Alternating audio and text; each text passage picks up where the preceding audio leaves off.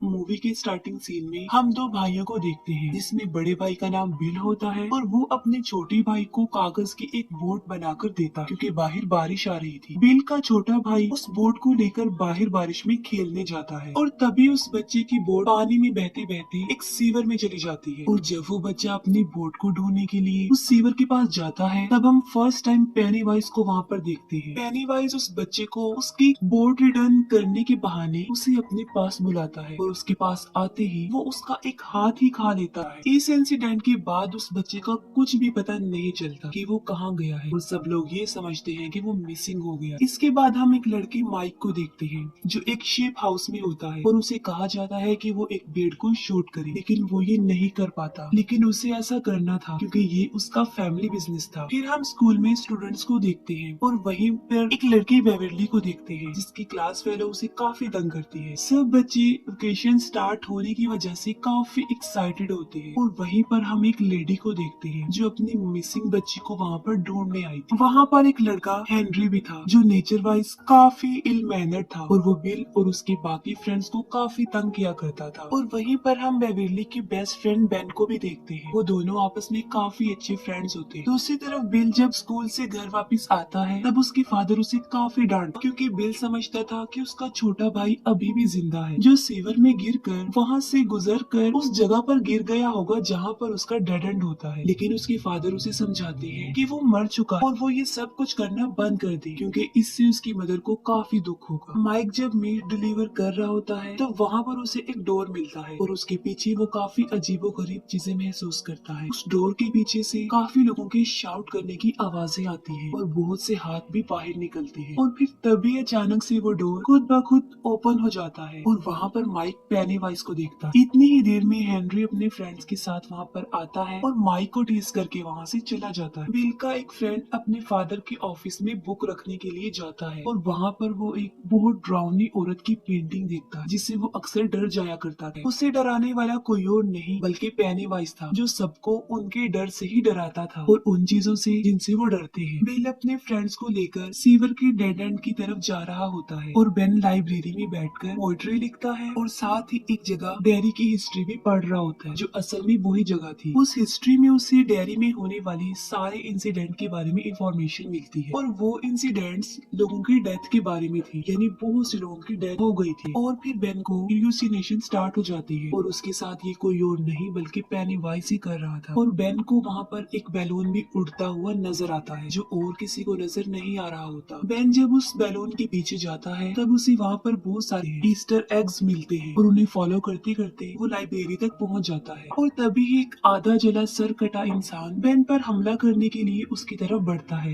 लेकिन बेन वहाँ से भाग जाता है। बेन जब वहाँ से जा रहा होता है, तब हेनरी और उसके फ्रेंड्स उसे पकड़ लेते हैं, उसे काफी परेशान करते हैं और यहाँ तक कि हेनरी एक नाइफ से उसके पेट पर एच लिख देता है। इसी दौरान कार में एक कपल भी वहाँ से गुजरता है और बेन उनसे हेल्प मांगता है, लेकिन वो लोग उसकी एक नहीं सुनते। उसी कार में बेन एक रेड बैलून देखता है, जिससे ये साफ जाहिर था कि वो कपल जो गाड़ी में बैठा हुआ है, अब वो भी पेनीवाइज के कब्जे में आ चुके हैं। तभी किसी तरह बेन अपनी जान छुड़ाकर वहाँ से भाग जाता है और वो बैड ग्रुप उसका पीछा करते हैं। दूसरी तरफ बिल अपने फ्रेंड्स के साथ उस सिटी के सीवर के डेड एंड पर अपने भाई को ढूंढ रहा होता है, लेकिन वहाँ पर उसे किसी और बच्चे का जूता मिलता है। लेकिन इससे पहले कि वो सब लोग बिल के भाई को ढूंढने के लिए अंदर जाते, इंजर्ड बेन वहाँ पर आ जाता है। वहीं पर बिल का एक फ्रेंड बिल के छोटे भाई को ढूंढने के लिए अंदर चला जाता है और वहाँ पर उसे बहुत सारे घोस्ट नजर आते हैं। उसे वहाँ पर बहुत सारी सॉल्स नजर आती है और पेनीवाइज उसे मार डालता है। बिल और उसके बाकी फ्रेंड्स बेन के लिए बैंडेज इक्विपमेंट्स ले रहे होते हैं, लेकिन उनके पास पैसे कम होते हैं। उसी मार्केट में बेविरली भी होती है, जो मेडिसिन लेने में उनकी हेल्प करती है। और फिर ये फ्रेंड्स ग्रुप बेविरली को उनके साथ तालाब पर चलने के लिए इनवाइट करते हैं। बेविरली जब घर पहुंचती है, तब उसके फादर एज यूजुअल उसके साथ काफी अजीब बिहेव करते हैं। अपने फादर के बिहेवियर की वजह से बेविरली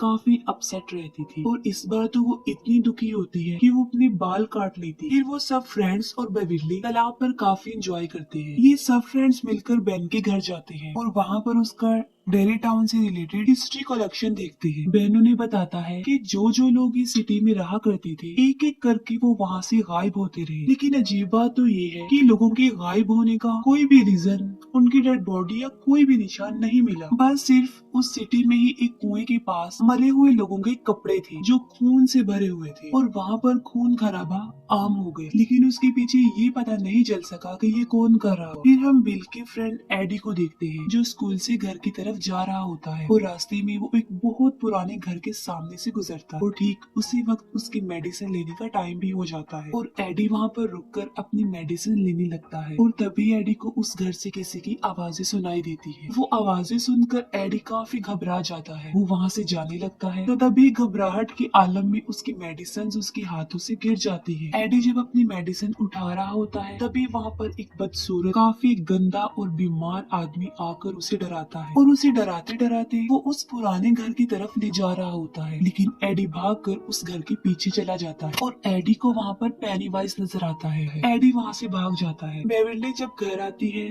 तब उसे एक पोएट्री कार्ड मिलता है जिसे पढ़ने के लिए वो वॉशरूम में जाती है। बेवर्ली जब वो पोएट्री पढ़ रही होती है तब उसे वॉश सिंक से बच्चों की आवाजें सुनाई देती है। बेवर्ली जब एक मेजरिंग टेप उस सिंक के अंदर डालकर बाहर निकालती है तब वो खून से भरा हुआ वापस आता है और उस पे इंसानी बाल भी लगे होते हैं जो बेवर्ली की पूरी बॉडी से लिपट जाते हैं और उसे अंदर की तरफ खींचते हैं। इसके बाद उस वॉश सिंक से बहुत सारा खून तेजी से बाहर निकलता है और पूरा वॉशरूम और बेवर्ली खून से भर जाते हैं। बेवर्ली के रोने की आवाज सुन के उसके फादर भी वहाँ पर आ जाते हैं लेकिन वो ऐसा रिएक्ट करता है जैसे वहाँ पर कुछ भी नहीं हुआ। बिल जो कि अपने छोटे भाई को काफी मिस कर रहा होता है लेकिन तभी वहाँ पर उसे किसी के होने का एहसास होता है और वहीं पर उसे किसी के पाँव के निशान भी मिलता है और जब वो उन पैरों के निशान के पीछे जाता है तब उसे उसका छोटा भाई नजर आता है जो उसे बेसमेंट में ले जाता है। पहले बिल का छोटा भाई उसे इमोशनली ब्लैकमेल करता है और फिर देखते ही देखते एक शैतान में तब्दील हो जाता है और तभी वहाँ पर पेनीवाइज भी आ जाता है जो बिल पर अटैक कर देता है। लेकिन ठीक वक्त पर बिल अपनी जान बचा कर वहाँ से भाग जाता है। फिर बेवर्ली उन फ्रेंड्स को अपने घर बुलाकर उन्हें अपना वॉशरूम दिखाती है। सब बच्चे भी देखते हैं कि वहाँ पर बहुत ज्यादा खून है लेकिन बेवर्ली सोचती है कि उसके फादर को वो क्यों नहीं नजर आ। फिर वो सब मिलकर वॉशरूम क्लीन करते हैं। वो फ्रेंड्स आपस में